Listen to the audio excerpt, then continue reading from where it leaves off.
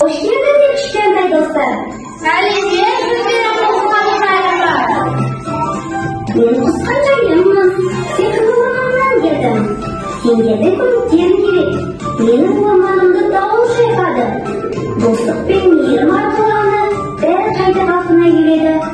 Dostlarımda izleyip жүрмін. Көмектесесің бе мен? Ya, әрине көмектесеміз кысkançайымда, ya балалар? Балалар, кысkançайымда көмектеспес бұрын, біз бірінші құстар туралы ақпарат алып алсақ қалай қарайсыңдар? Құстар туралы білгілерің келе ме?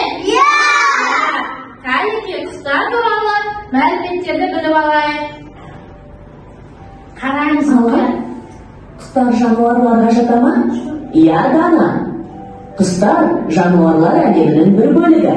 Олар табиғаттың сәні. Табиғаттың сәні ол қалай?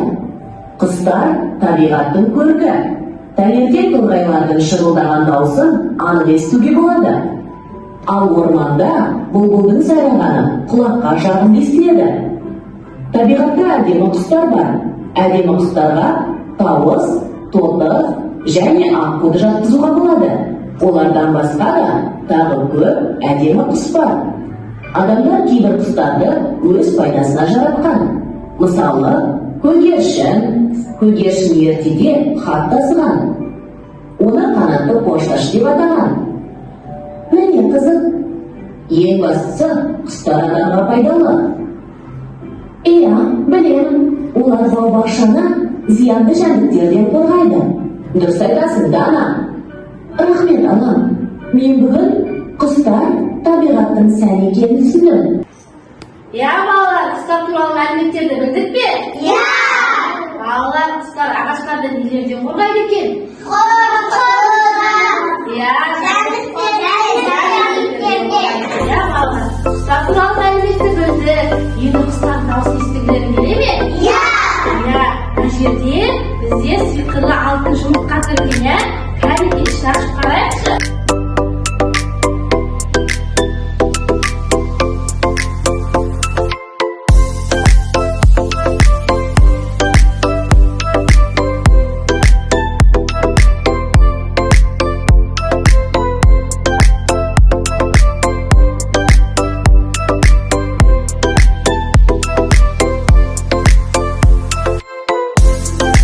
Мынау құс бейнесіндегі аспан екен, ya.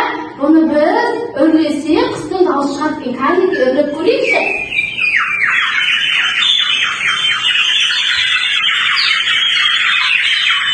Ya, балалар, сізге құстың дауысы ұнады ма? Ұнады. Қолымыздағы құстардың ішіне қарап бөлінеміз деді кәнекей. Балалар, біз құстарды сайрату арқылы 3 топқа бөліндік, Кысkançайымның тапсырмасын орындағылары келе ме? Орындайықшы, қызықты тапсырмалар сияқты, Кәнекей, бірінші тыңдап алайық. Балалар, сендер 3 топқа бөліндіңдер. Енді менің әр топқа арналған қызықты тапсырмаларым бар. Балалар, сендер бүгін ерекше тапсырма орындайсыңдар. Табиғаттың сыйы, жапырақтардың көмегімен әдемі құсты жасайсыңдар. Жапырақтарды бір-бірімен шебер үйлестіріп, қанаты бар, тұмсығы бар, өз құстарыңды құрастырасыңдар. Бұл құс сендердің қиялдарының жемісі. Ендеше шебер қолдарыңмен ерекше құс жасап көрейікші. Менің екінші тобыма арналған тапсырма. Балалар, қараңдаршы, алдарында тұрған ерекше құс мүсіні. Бірақ бұл қандай? Дұрыс айтасыңдар, қоямаған екен. Бұның қатты дауысы ол. Бұл құстың барлық түсі ұшып кетіпті. Енді ол бізден көмек сұрап келіпті. Құстың бұрынғыдай әдемі, түрлі түсті болуына сендер көмектесе аласыңдар. Алдарында гуашь бояуларын алып, қиялдарымен құстың түсін қайта бояп шығайықшы. Сәттілік сендерге, балалар.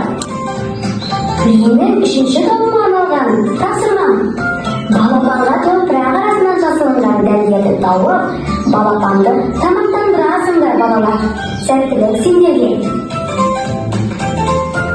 Балалар, құстың тапсырмасын түсіндік пе?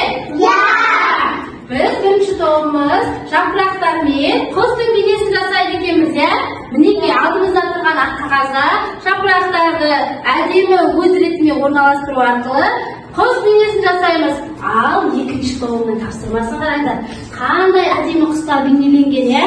Осыны біз өзіміздің қиялымызбен әдемі қылып құстарды бояп шығамыз, иә? Ал үшінші топтың тапсырмасына кезек берейік. Балалар, орнымызға тұрамыз. Тұра қойыңдар, орындар. Мына балапан дәнін таба алмай жүр екен. Дәнін алып, алдына қарай алып барып салайық, иә? Кәдімгі ептілікпен.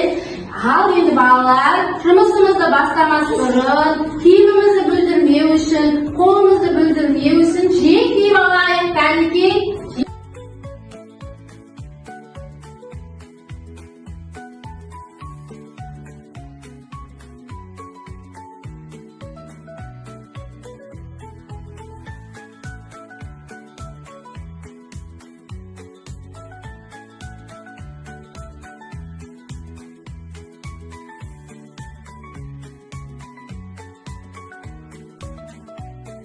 Жұмысымызды бастамас бұрын қолымызды жастырып алайық. Кәдімгі қолымызды ашып жұмамыз.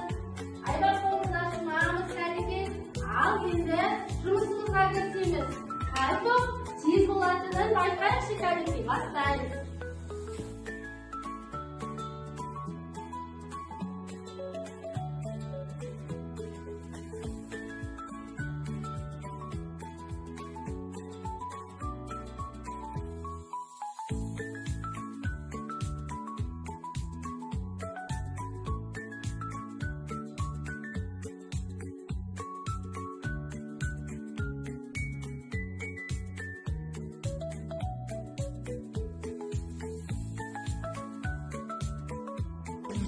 Айғаным, сен неден жасадың?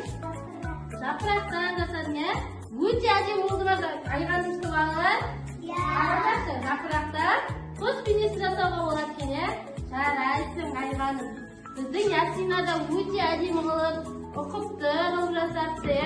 Ал әмір, сені басын ұстау керек, ә? Әмір басын мына жаққа қоямыз.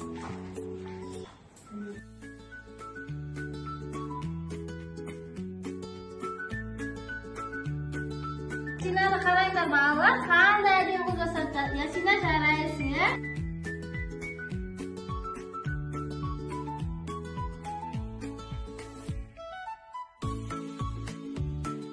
Балалар, мінекей жапырақтан жасап жатса, ал менің екінші тобым құстың бейнесін қалай жасап жатыр екен, қарай. Өте керемет жасап жатыр екен. Хафиза, жарайсың. Хафиза, сенің құсыңның түсі қандай? Қызыл. Хафиза, сенің құсыңның түсі қандай? Сары, өте әдемі жасап. Жасмина, сенің қандай? Көк. Иә, жарайсың. Хафиза, сенің түсі қандай? Сары, өте күшті болады сендердің. Құстар маған ұнапты. Біздің құс қаншайымы қуанатын болды, иә? Балалар, бояған құстарымызды кәдімгі достарымызға көрсетейікші. Иә, балалар, ұнады ма құстар сендерге? Иә, жарайсыңдар. Маған бұл қыздардың жасаған бояған құстары да ұнапты. Ой, тамаша жасапты менің балапандарым.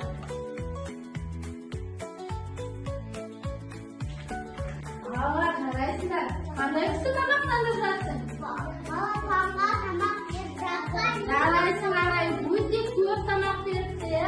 Ал Айша да өте жарайсың, керемет. Айбар да өте жақсы. Біздің кедергілерімізге қарамастан, Айлин де өте керемет тамақтандырып жатыр екен, иә?